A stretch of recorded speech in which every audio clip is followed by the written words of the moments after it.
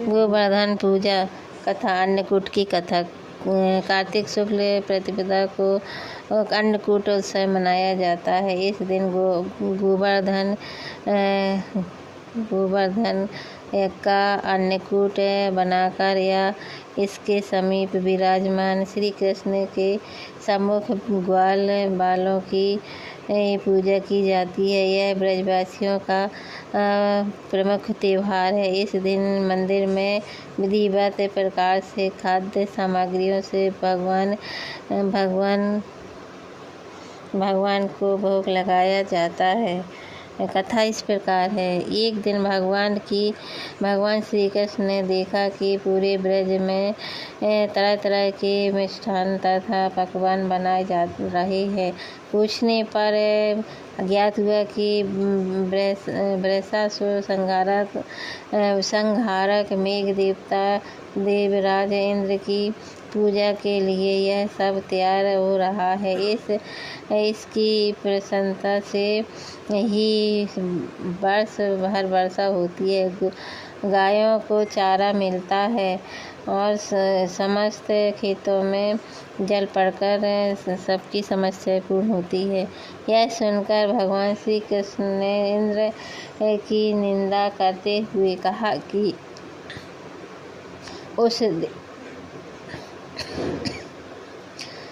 उस देवता की पूजा करनी चाहिए जो प्रत्यक्ष आकर पूजा सामग्री स्वीकार करे। गोपों ने यह वचन सुनकर कहा कि कोटि कोटि देवताओं के राजा की इस तरह से आपको निंदा नहीं करनी चाहिए।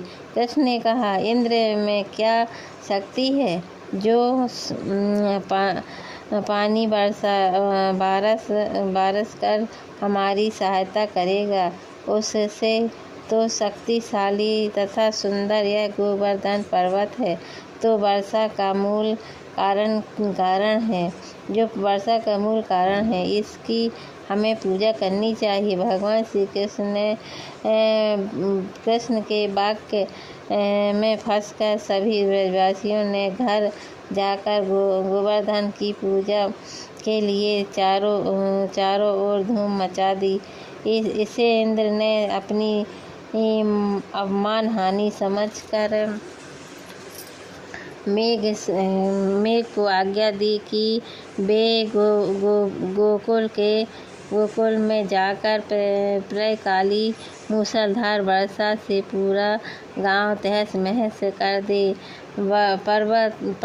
पर्वताकार प्रलयकाली बादल ब्रज की ओर उमड़ पड़े। भयानक वर्षा देखकर ब्रजमंडल घबरा गया। ये ब्रजवासी श्री कृष्ण की शरण में जाकर बोले, भगवान इंद्र हमारी नगरी को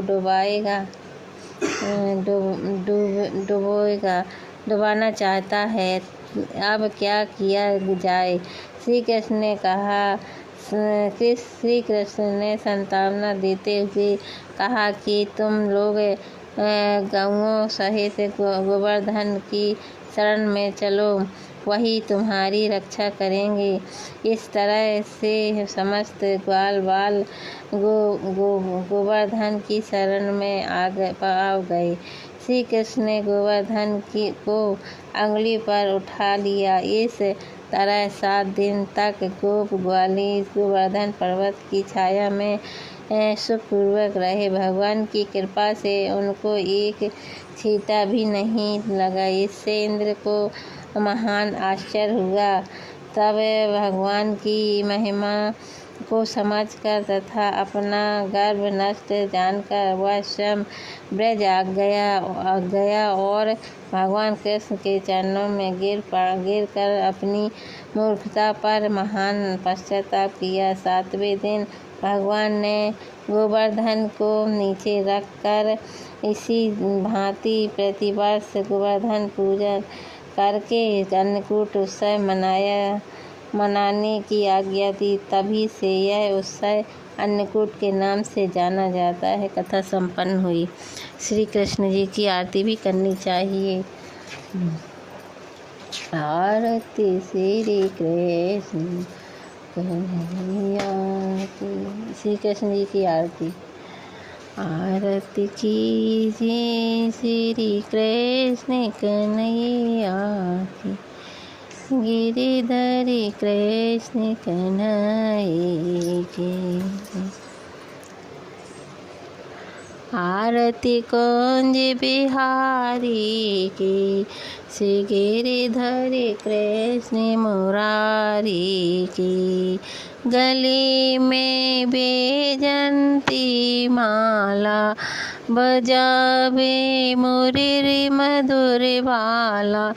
गगन में कुंडल झलकाला, नंद के आनंद नंद लाला।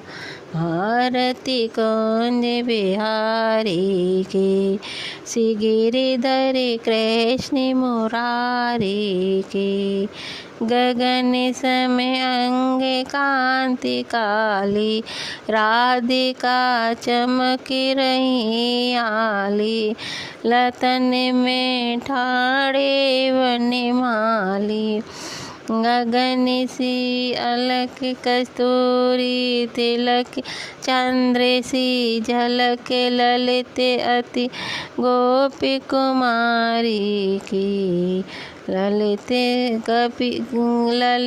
छवि श्यामा प्यारी की। आरती कृष्ण मुरारी की। कनकमय मोर मुकुट बिल से, देवता दर्शन को तरसे।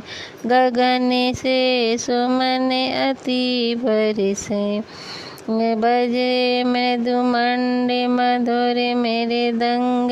ग्वालिनी संग अतुल रति गोपी कुमारी की। आरती कृष्ण मुरारी की।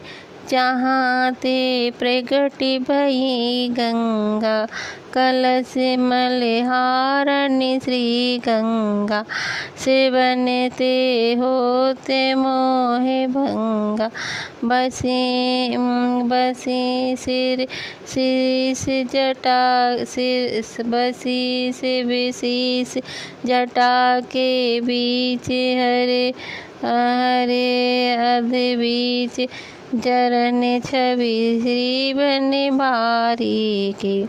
आरती कुंज बिहारी की। चमकती उज्जल तट रेणु, बज रही वृंदावन बेणु। चौदिस गोप ग्वाल धेनु, हसे मधु मृंद चांदनी चंद कटत भव फन।